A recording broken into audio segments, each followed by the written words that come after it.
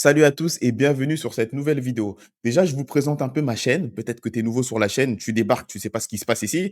On parle de séduction et de relations hommes-femmes. Je te partage mes conseils, moi que je mets en pratique, parce qu'on peut le dire, je suis coach en séduction. Je t'invite à aller voir par la suite d'autres vidéos de ma chaîne où je fais des vidéos d'analyse, d'interaction, où tu me vois aborder dans la rue, essayer de mettre des passements de jambes. Parfois, je prends le numéro, parfois, je le prends pas, mais je n'ai pas peur de faire du volume, je n'ai pas peur d'aborder. Et c'est généralement grâce à ces deux petits points, ne pas avoir peur du rejet et juste faire du volume, que tu peux totalement révolutionner ta vie amoureuse. Donc, si tu veux, si tu es intéressé par ce genre de contenu, abonne-toi, tu mets un petit like et on enchaîne. Alors aujourd'hui, la thématique du jour, de toute façon, tu l'auras vu dans le titre, c'est que, quel titre je vais mettre? Bah, tiens, je vais voir mes notes. Alors, elle semblait intéressée, pourtant rien ne s'est passé. Ça va être le titre provisoire pour la vidéo du jour. Alors, dans quel genre de contexte cela peut arriver? Moi, je le vois souvent lorsque je fais des lives ou quand j'interagis avec vous sur Instagram. Donc, va me suivre sur Instagram, il y a le lien qui est dans la description. C'est que vous me posez souvent des questions et je me rends compte que ouais, vous affrontez souvent le même problème qui est lequel? Vous êtes face à une femme, vous savez pas forcément si elle est intéressée, vous me mettez un contexte X et Y et avec le peu d'éléments que vous me donnez, moi, je dois savoir, moi, comme si j'étais omniscient, si vous avez une probabilité de conclure avec cette femme-là. Donc, dans énormément de cas, ce qui se passe, c'est que vous attendez beaucoup trop avant de passer à la prochaine étape de la séduction. Qu'est-ce que j'entends par vous attendez beaucoup trop? C'est que très souvent, déjà pour commencer, vous avez tendance à surévaluer la femme que vous avez en face de vous. Parce que ce qui se passe, c'est qu'un homme qui a très peu d'options, il va avoir une tendance à surévaluer la femme qu'il a en face de lui, parce qu'on va mettre des chiffres, ok, pour avoir une idée un peu plus concrète de la chose.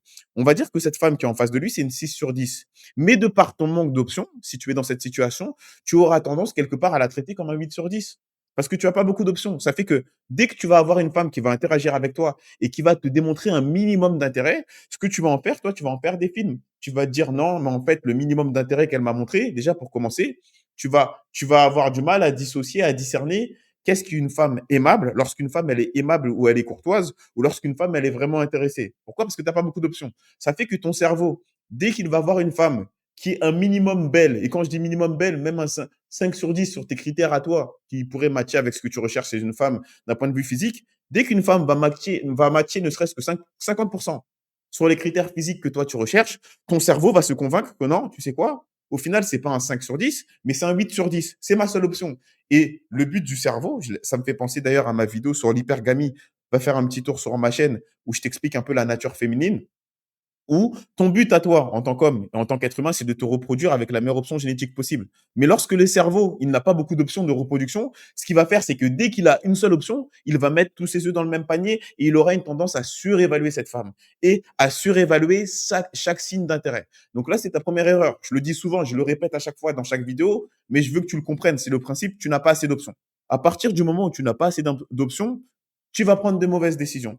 Donc la première chose que tu vas faire, c'est que tu vas surévaluer la femme que tu as en face de toi et que tu vas avoir un processus de séduction beaucoup plus long. Parce qu'à chaque étape de la séduction, tu seras en sueur, tu vas transpirer et tu vas te dire qu'est-ce que je vais faire? Est-ce que j'avance? Est-ce que j'avance pas? Tu sais ce que je vais faire? Je vais jouer pour ne pas perdre. Je vais pas prendre de risques. Je veux être lisse et ça va t'emmener au point suivant, c'est que tu auras peur de sexualiser la conversation. Tu seras face à une femme avec laquelle tu auras du mal à montrer ton désir, ton intérêt. Tu es un homme, on a parlé de reproduction, tu veux te reproduire potentiellement avec cette femme, tu peux l'envisager comme une potentielle partenaire pour du court terme ou sur du long terme. Du coup, l'interaction que tu dois avoir avec elle, elle doit être différente que l'interaction que tu pourras avoir avec ta sœur, avec la boulangère que tu croises tous les matins. Tu dois sexualiser l'interaction. Le problème, c'est que comme tu as peu d'options, tu as peur de sexualiser l'interaction. Tu prends du temps dans le processus de séduction, tu as peur de montrer ton intérêt.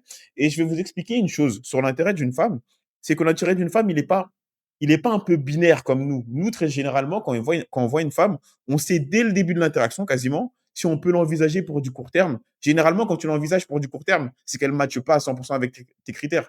Et quand je dis 100%, c'est une façon de parler, elle ne matche pas avec tes critères. Tu la vois, tu te dis, c'est pas mon style, mais pour du court terme, pourquoi pas? Et quand tu vois une femme qui matche avec ton style, tu vas te dire pour du long terme, oui, c'est totalement la mienne et c'est généralement là où tu vas avoir cette peur d'avancer dans les étapes de la séduction parce que tu vas vouloir être sûr à 100% qu'elle te laisse avancer à l'étape suivante.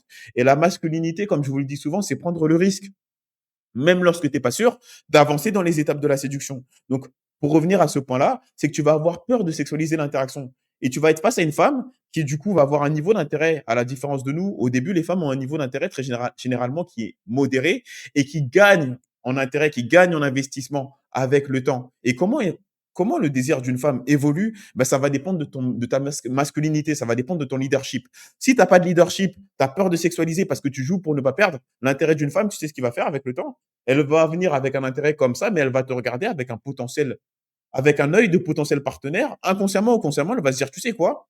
Je lui laisse sa chance à cet homme. On va voir s'il m'invite à sortir, déjà si j'accepte, parce que ça va dépendre de l'interaction que tu vas avoir par message et durant le rendez-vous, on va voir s'il porte ses couilles, s'il ose montrer son désir, s'il ose avancer physiquement et de là, peut-être que je lui donnerai sa chance». Mais le désir d'une femme, il fait comme ça ou il fait comme ça. Alors que nous, notre désir en tant qu'homme, il est directement à un niveau assez élevé et nous, on le maintient généralement sur le long terme ou je dirais même qu'il aura tendance à descendre aussi dans certains cas. Mais tu as compris l'idée, c'est que toi, le fait que tu n'oses pas prendre le risque de montrer ton désir, parfois, une femme, ça va jouer sur une semaine ou 2 semaines.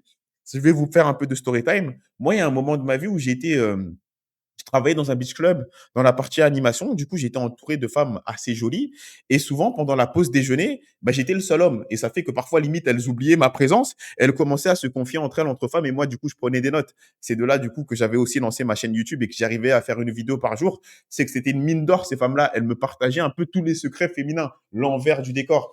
Et moi, ce qui me choquait, c'est parfois les femmes, elles disaient: «Hé, là, je suis en train de fréquenter cet homme, mais il prend pas les devants. Ça fait que je lui laisse encore 2 jours ou 3 jours. Si pendant ces 3 jours, soit il avance pas en me proposant de m'inviter à sortir ou lorsqu'on se voit, il essaye pas de m'embrasser ou il essaye pas d'avancer physiquement avec une main sur la cuisse ou quoi, j'ai juré, je passe à autre chose». Et très souvent, c'était le cas. Le mec, il prenait trop de temps avant de sexualiser et d'avancer physiquement. Et la femme, au bout d'un moment, elle fait le switch. Elle dit: «Tu sais quoi? Je te mets sur le côté». Alors que sur le papier, cet homme, sur les critères physiques, il avait tout. Il était beau selon ses critères, il avait une bonne situation financière dans certains cas, etc. C'est-à-dire que sur le papier, ça matchait avec l'homme qu'elle recherchait. Mais comme cet homme-là, il manquait de leadership, et il perdait en fait tout simplement le désir de cette femme-là. En tout cas, il perdait l'intérêt parce que je dis toujours que pour avoir du désir, pour qu'une femme ressente du désir envers toi, il te faut un intérêt minimum.